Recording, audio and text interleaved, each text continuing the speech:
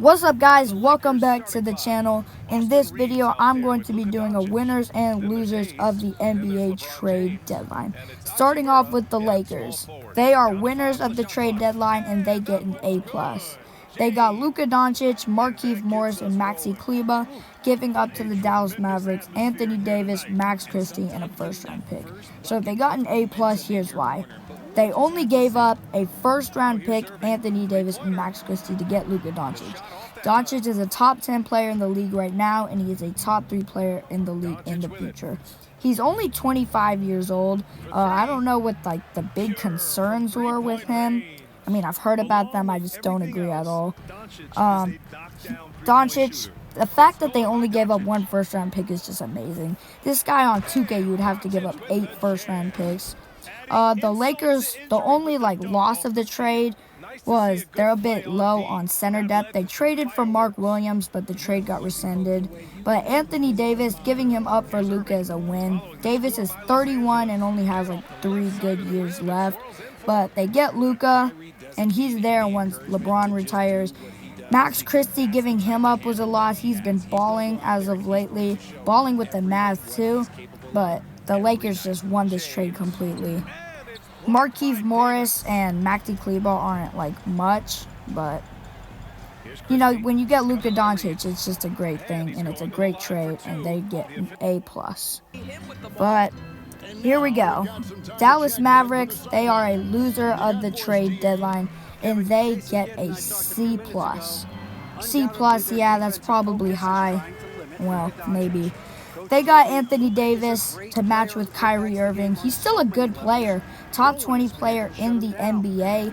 He's not terribly old. He's 31, maybe got 3, 4, 5 years left in the tank, but centers don't last very long. They got Max Christie. He's been balling, scored 15 plus points in every game he's been here, and he's just great. He's a good wing player, good shooter. He's just a good young player. They got a first-round pick. They gave up their future with Luka, and now they're kind of running a retirement home with Kyrie and AD. But they have a first-round pick. They got Max Christie. At least they got something out of it. Something's better than nothing. Just sucks that they gave up Luka, and yeah, that's the reason they get a C. I feel I don't know even how to say who's going to be better this year. Luka's injured. Now he's better, but now Anthony Davis is injured. But I do have a feeling that the Dallas Mavericks can make a better playoff run this year than the Lakers. But in the long term, the Lakers definitely won this trade. So here we go. The Phoenix Suns, they are losers of the trade deadline. They get a D. First off, it's also the fact that they didn't make very many moves.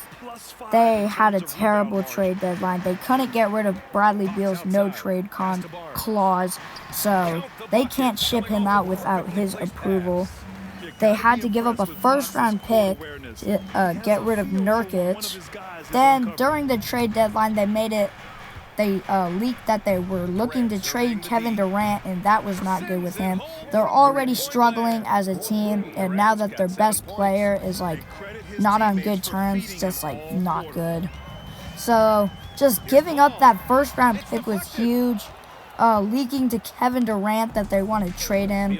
That whole Yusuf Nurkic trade really messed them up. They gave up a first round pick just to get rid of Nurkic, who they traded for Ayton. Just a big loss. Now the next team, the San Antonio Spurs. They are winners of the trade deadline. The De'Aaron Fox trade was probably the second biggest trade of the trade deadline, probably behind the Brandon Ingram trade. No, I'm just kidding. The Luka trade. They get an A. Here's why. They barely gave up that much. They gave up Zach Collins, Trey Jones, a first-round pick, a second-round pick, another pick swap. That first-round pick came from the Rob Dillingham trade over the summer. That second-round pick already belonged to the Bulls and went back to them in a 3-team trade. They didn't give up Castle, who is going to be the Rookie of the Year, I believe. They didn't give up Vassell. They didn't give up Keldon Johnson. They didn't really give up any of their core. They gave up 2 out-of-rotation players. Zach Collins, he's good. He just didn't fit into the system. Just didn't play behind Wemby. He barely played. Trey Jones got some minutes. He was like the 10th man, played about 15 minutes a night.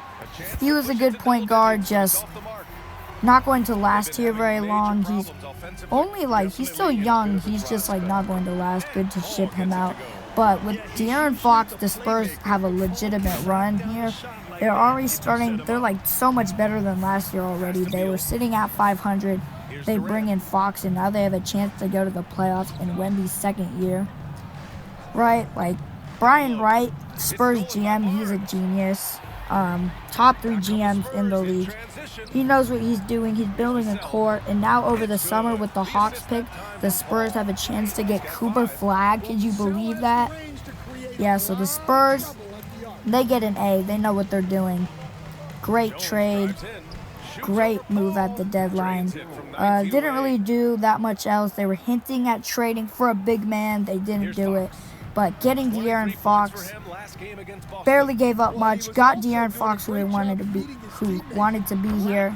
Top 20 player in the NBA. He's an all-star. That pick and roll with Wemby is going to be lethal. Next team, the Cleveland Cavaliers, and they are winners of the trade deadline. They get an A-.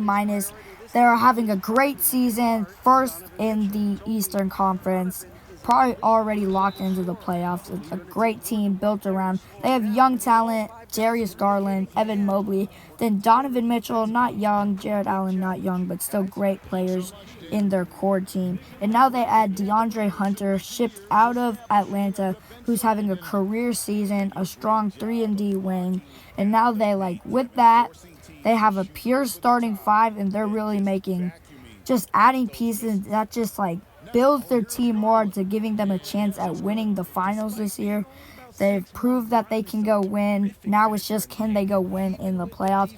And by getting the Andre Hunter, it just helps their defense, helps their offense. He's a good player, having a career year. It only helps them, and they didn't give up a whole lot to go get him. They just gave up their wings, Karis LeVert and Georges Niang, just to get DeAndre Hunter, which is great. LeVert is solid. Niang is getting a bit older. And they get DeAndre Hunter, who's still really young, has a lot of potential. Having a career year, as I've said before, this trade is really big. It's really going to help them. Helps their starting 5. And the fact that they only gave up 2 players who's don't play very much, or at least Georges Niang doesn't play that much, to get DeAndre Hunter, it's just going to help them, and it's a great trade. And this is the chance for the Cleveland Cavaliers to go out and go win the finals. They're in that tough Eastern Conference, but they really just have to get by the Celtics. That's the only team I think that can stand in their way. But this team, they've beat the Celtics before this season. Now it's just playoff time. Donovan Mitchell's been cooking this season. Jared Allen also. Evan Mobley, he could win Most Improved Player. He's been awesome this season. This is really the chance. So the Bulls are losers of the trade deadline.